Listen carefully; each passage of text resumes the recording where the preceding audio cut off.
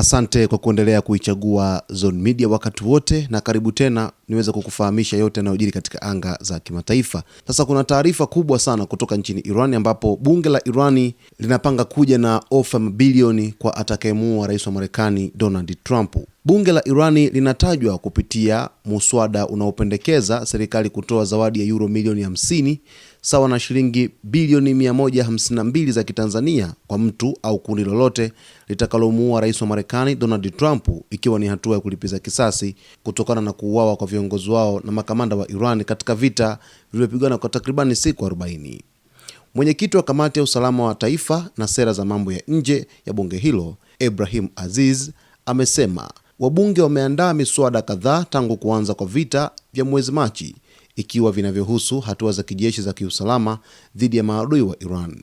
Akizungumza kupitia televisheni ya taifa ya Iran, Aziz amesema Trump pamoja na viongozi wengine wa Marekani na washirika wake wanapaswa kulengwa kwa hatua za kulipiza kisasi, akidai kuwa hiyo ni haki ya Iran kufuatia vifo vya viongozi wake. Sasa hii ni moja kati ya taarifa ambayo kwa kiasi kikubwa inaweza kuibua vita nyingine katika ukanda wa Mashariki ya Kati, kwa sababu Irani kupitia viongozi wao wanataka kulipiza kisasi kwa rais wa Marekani Donald Trump kwa kuuawa viongozi wao, hasa kiongozi mkuu Ali Khamenei ambaye aliuawa siku ya kwanza tu ya vita ya Februari 28 mwaka 2026. Sasa baada ya yote kutokea nchini Irani, kuuawa kwa viongozi wengine pamoja na makamanda wa kijeshi, sasa bunge la Irani linatajwa kupitia muswada unaopendekeza serikali kutoa zawadi ya euro milioni 50 sawa na shilingi bilioni 152 za Kitanzania kwa mtu au kundi lolote ambalo litafanikisha kumuondoa uhai rais wa Marekani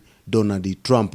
Sasa kwa upande wa Marekani kidogo inaibua hofu na sintofahamu dhidi ya majaribio ambayo yamekuwa kwa rais wa Marekani Donald Trump yakitokea. Mara zote maafisa wa usalama nchini Marekani wamekuwa wakihakikisha ulinzi kwa rais wa Marekani Donald Trump, na sio ulinzi wa kawaida, ni ulinzi uliokithiri, ulinzi mkubwa ili kumweka salama rais wa Marekani Donald Trump wakati wote. Sasa hii inatishia pia maisha ya rais wa Marekani, lakini pia inatishia hata hali ya Mashariki ya Kati ikiendelea kuwa ya mvutano zaidi, kwa sababu huenda rais wa Marekani akaidhinisha mashambulizi zaidi kwenda nchini Irani siku chache zijazo, huku kukiwa na vuguvugu kwamba huenda vita vikarejea kwa mara nyingine tena. Sasa mambo bado hayajatulia sana katika kona Mashariki ya Kati kutokana na mivutano ambayo inaendelea kati ya pande zote mbili, lakini pia mipango ambayo imepangwa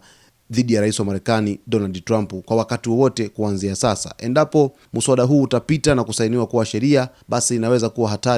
hatari zaidi katika ukanda wa Mashariki ya Kati, lakini pia kwa rais wa Marekani Donald Trump, kwa sababu uhasama utazidi kuongezeka wakati wote.